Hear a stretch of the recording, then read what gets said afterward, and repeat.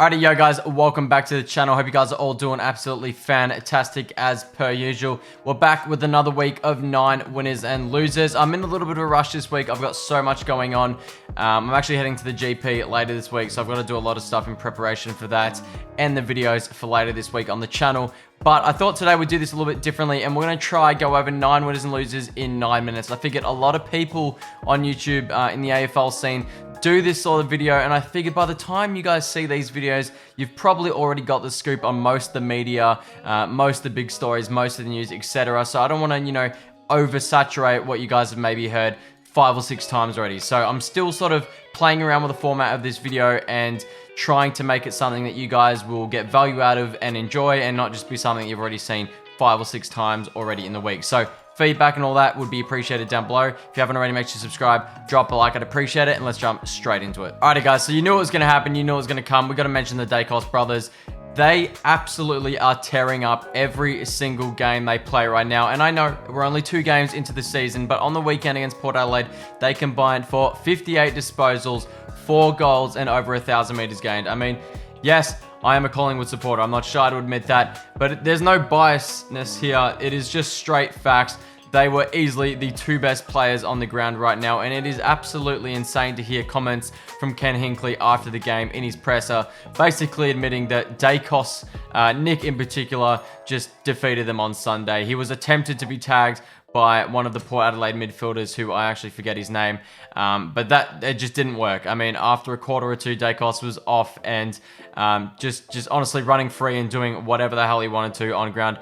Absolutely amazing as a Pies fan, and really just anyone who likes watching good AFL players or football players going to be amazed by these 2 guys for the next 10 years. All right, next up, North. What a win did they pull off? I mean, winners for sure here by far.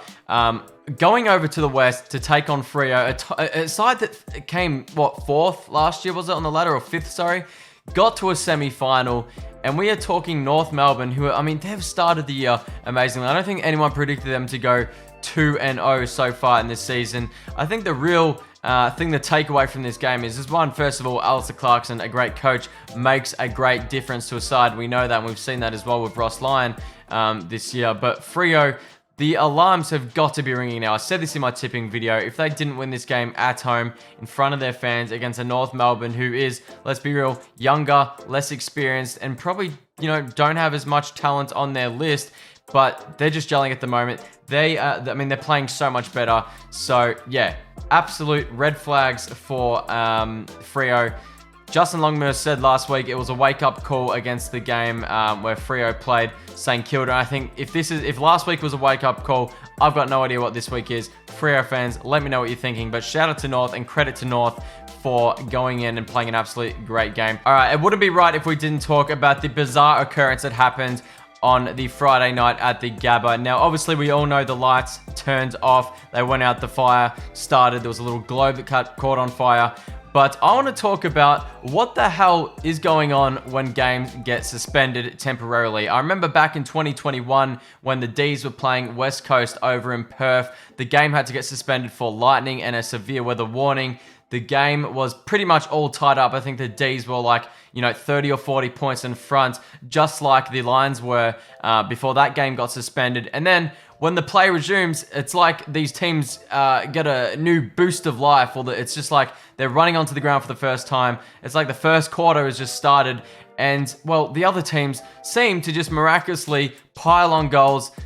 It was so reminiscent of that game in 2021 where West Coast almost stormed home and only ended up losing by a few points after being down by like 30 or 40 points before the play was suspended. So yeah, super weird, and I'm so curious now to see what happens when we do inevitably see this in the future happen again at some point. All right, my next winners here are absolutely St Kilda. I mean, I didn't see this coming.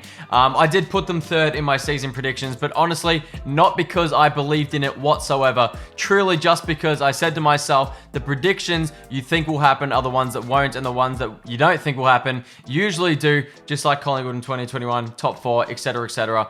All those things that don't happen usually do. And St Kilda, well, it's actually looking like they might have a decent year. I mean, I didn't expect Ross Lyon to have such an immediate impact, especially due to, the 10 or 12 injuries that they have, which is just absolutely insane. It is blowing my mind how St Kilda have pegged and just stolen these first 2 wins, where realistically they shouldn't have had any chance against 2 other sides that, you know, for the most part are going at a full strength side. And it is set up an absolute cracker of a game for Saturday night against the Dons, who are also 2-0, and a game that I'm going to be going out and vlogging. So yeah, super keen for that. But shout out to St Kilda, credit to you guys. And who knows what's going to happen when they get some of their best 22 players back. All right, so we've got to talk about Melbourne and who are my losers for this round. I mean, they had a great opening round in round 1. They played a great game in Melbourne, smashing the Dogs like they do usually. But I am just still not getting a read on the Demons. I mean, are they back to that 2021 form? It's so hard to get a read on them at the moment. Ever since that round 10 loss against Freo last year, they have not been able to get some consistent form back.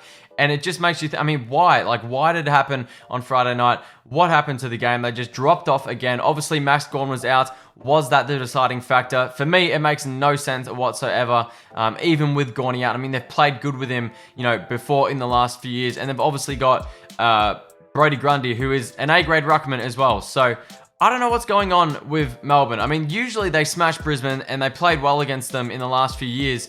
But yeah, I don't know where they're at. Are they going to get some form together?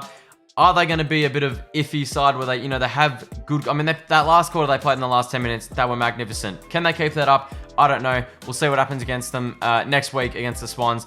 It's going to be a great game out. So, yeah. All right, now I briefly mentioned this just a second ago, but the Dons and St Kilda have set up an absolutely cracking match. Can you believe it that these 2 sides in the top 4 at the end of round 2? Again, only round 2, but still, I don't think anyone predicted this. I mean, both sides, new coaches, and it's seeming to make... I mean, it's already made what we can see as being a great impact. That obviously being Brad Scott and Ross Lyon. Ross Lyon, he's got unfinished business. He said that, and Brad Scott, well, he still, you know, wants to get that premiership glory that he hasn't really gotten close to in the past. I mean, I know he made a few prelims with North Melbourne, but still, absolutely, I'm so keen for this game. And this is my most, I guess, hyped up game for this round.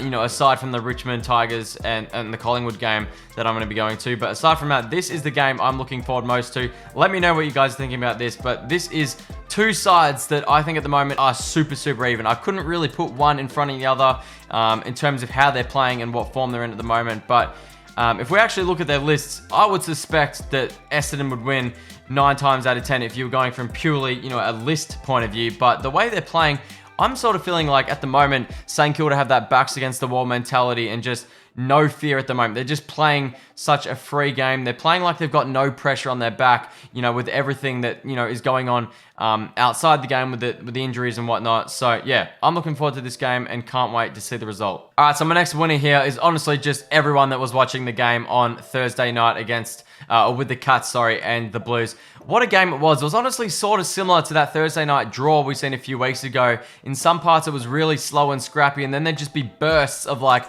3 or 4 goals from both teams going back and forth, and it really ended up, you know, opening up in the last few quarters. Jeremy Cameron kicking 5 goals, or was it 6 goals, sorry, and Charlie Curnow kicking 5 goals. It was an absolute insane shootout. There was like a 10-15 minute period there where you just didn't know who was going to win the game. It always looks like the Blues had the first 1 foot, sort of 1 step in front of the Cats there. And the Cats, well, they're 0-2 for the start of this season. Another prediction there that I don't think anyone saw coming. I certainly didn't. But yeah, interesting game there, and you know, credit to the Blues, they got it done, and yeah, we'll see how they continue for this year. Top 8 aspirations clearly, and well, Geelong, their back-to-back strides for this year aren't going smoothly at the moment. Early days, obviously, but probably not the start they were looking for. All right, so lastly is the West Coast Eagles. They've got to be the winners for this round. Quietly, guys, they've actually impressed me in their first 2 games. I know they did lose against North Melbourne, but I think some people were probably over-exaggerating that loss. I think these 2 teams are going to be very similar this year, and I know if you go ahead and look at West Coast list, they've got that finals experience, they've got the age, they've got all that really, and realistically, yeah, they should have bet North, probably, but I still think they played a much improved game from what they were playing in 2022, and I think especially in this round 2 game against the Giants, their game plan has certainly changed. They were playing such a slow chip kick, mark, slowly, you know, move it up towards attack from their back half in 2022. But this game here against the Giants, they looked a completely new team for most of it. You know, there was still some slow play here and there, But credit to West Coast, they got a win there. I meant to tip them, and I'm still butthurt that I didn't tip them because, well, I would have got 4 out of 9 instead of 3 out of 9. So, yeah. Alrighty, guys, that is it for the video. Let me know what you think about the format. I've tried to speed it up this time. Hopefully, this video was 9 minutes or less.